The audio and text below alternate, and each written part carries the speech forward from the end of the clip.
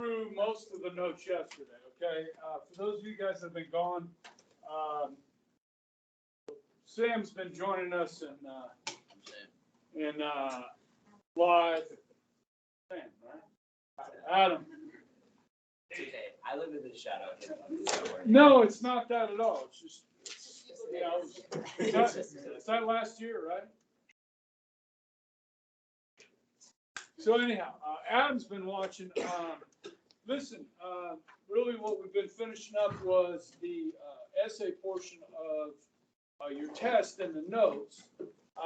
In the Second Continental Congress, which begins in 1775, and then obviously July 4th,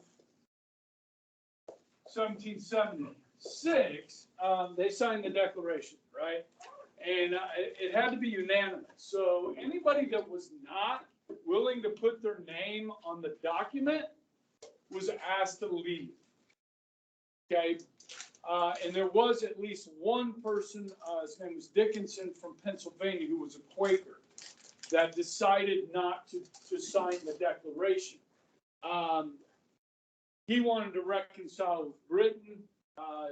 John Adams and others had convinced the rest of the delegates there to sign. And Franklin basically said this. He said, we must assuredly all hang together, or we will all hang separately. They were all committing treason, okay, by putting their names on this, okay? And a lot of them lost a lot in the American Revolution, like their homes were burned to the ground. The British were seeking them for treason and so forth. And so the Second Continental Congress really becomes our first government, July 4, 1776, until 1781, March 1st.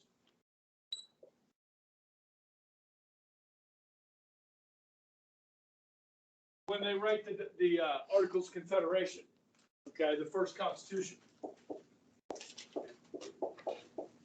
So during the American Revolution, it is this body, the Second Continental Congress, that's holding the 13 now, not colonies, but these are 13 countries, people. Okay, not until the Articles of Confederation in 1781 do these states or countries become united. Okay, the only thing that's uniting them is this Congress. So in reality, they are like 13 independent countries joining together to fight against the British. Okay, and so this plays a very big role, obviously, in the founding of this country. And as I talked about earlier, you needed 9 of 13 votes to pass anything in here except for the Declaration itself, which you would need 13. Okay. Now there's some primary documents that I mentioned yesterday at the end. With the Common Sense by Thomas Paine, the speech by Patrick Henry, and the importance that those played in moving forward towards independence. Yes? Another factor and another problem within this Congress is slavery. Okay, so I've added a little thing on page 33 about Thomas Jefferson and slavery. Okay, so Jefferson writes it, yes? Yes. Okay, but there is a committee of 5 on the Declaration Committee.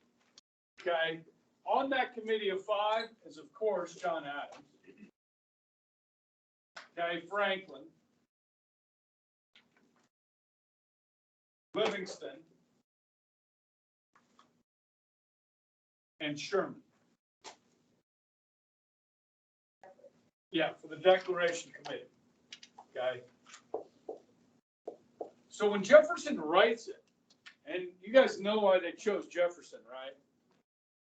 He's really good at writing. Okay, I mean, if you actually read the Declaration of Independence, guys, or other writings. And what John Adams said was, look, he told Jefferson, I read your Virginia paper on the rights of man. And it was brilliant. You need to write this thing. Okay. So, but Franklin and Adams and Livingston and Sherman will have a say in this document before it goes to the full Congress. And guys, once the full Congress gets their hands on it, they're going to start, editing it. And some of them pretty harshly. And when it came to clauses that Jefferson put in about slavery, the southern states are really going to hammer that. Okay?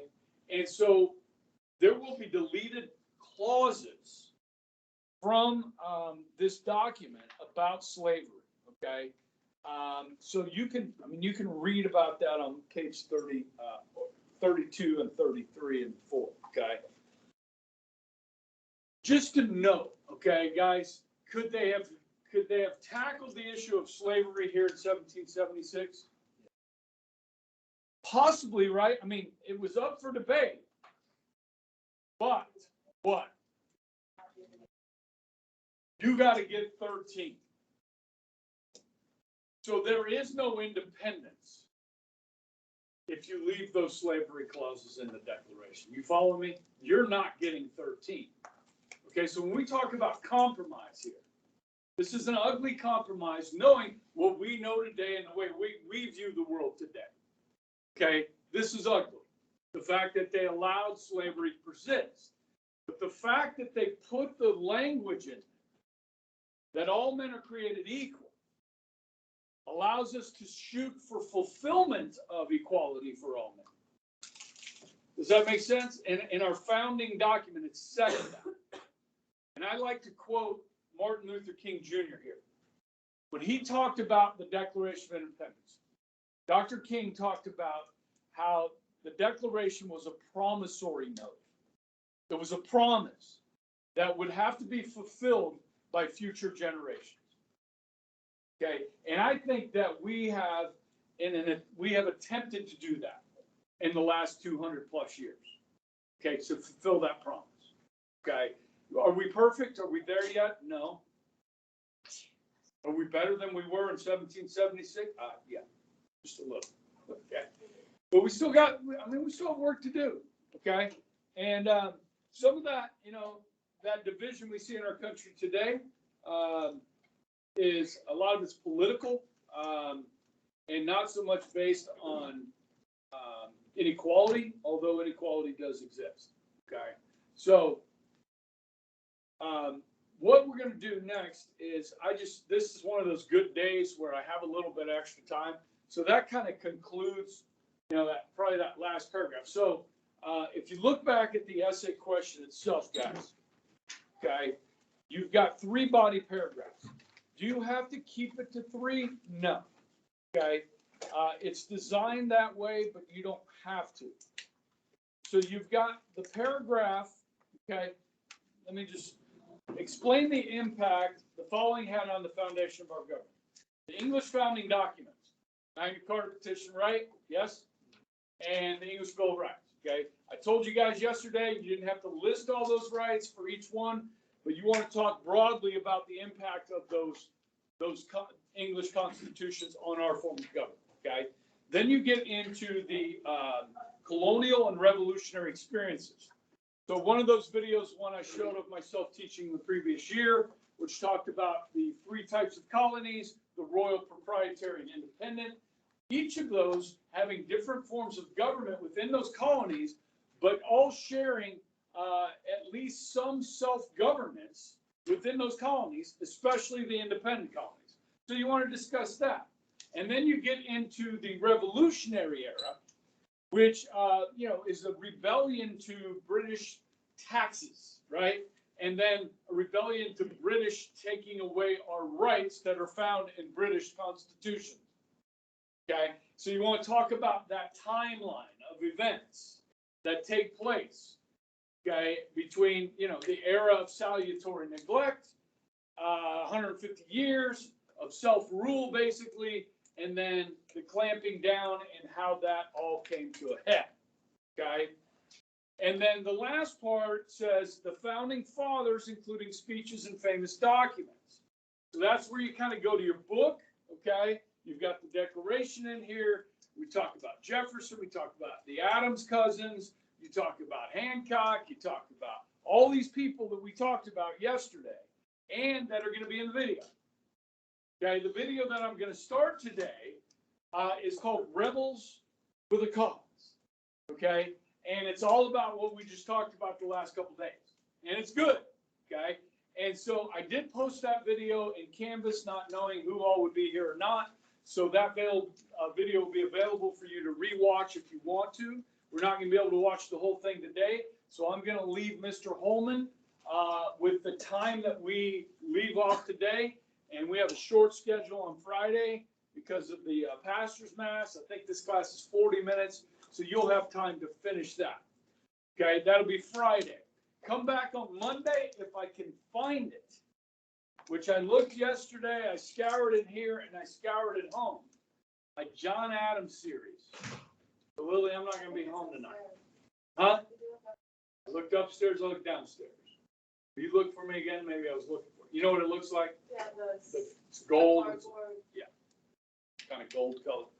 See if you can find it. I feel like you did that to me. Huh? I feel like Yeah, I think we watched them together when you were younger. But I want to show it to these folks. Okay, so that's what I hope to do on Monday. It's on Amazon, but if you have the discs, does anybody have that at home? Okay. If I can't find it, Adam, I will message you and ask you to maybe bring in the discs. Okay, because there's a little cool thing on there that it says facts are stubborn things, and as you watch the video, these little bubbles pop up and tell you interesting facts about what was going on at that time period. What? you're nerding out. Oh, it's really cool. Okay, I mean, like it'll tell you, do you know why they had three-corner hats? You know, these weird-looking three-corner hats? Or what's up with the wigs? You know, they tell you all that kind of stuff, okay? Which is interesting. Wait, why are Nerding out. Why are there 3 corners? You'll have to watch the video. Adam, you better bring. That says history nerd. Yep. Yes. Yeah. All right. Okay. Okay. Now, one more thing I want to talk about. Somebody brought this up yesterday, and that is your book reviews. Okay. Some of you guys are probably worried about that, seeing this date up here of November 18th. Yes. Okay. So I wanted to just talk about that a minute. Okay. For this class, as I told you during the syllabus, you need to write or read a book, something that's political in nature, from the political left or the political right. Yes? Yes. And so you guys know the difference between left and right here, yes? Yes. Because we spent a week on it. Okay, and if you don't, then you fail. All right? You get a C in the class, it's over. Okay? Now, so you got to read something that's politically biased. Okay, now I can post a list of authors, but it's really easy, guys, to Google conservative or liberal authors. Okay, now I think for your sake, it would be best to read something that is modern so that you recognize some of the names that are mentioned. If you read something from the 90s, then you're probably not going to remember these people. Okay, raise your hand if you know who Newt Gingrich is. He rings a bell. Okay. All right, so, I mean, he was really important in the 90s. Okay, he was the Speaker of the House. All right? You want to read about that, you can, but you're probably not going to recognize most of the people, most of the characters.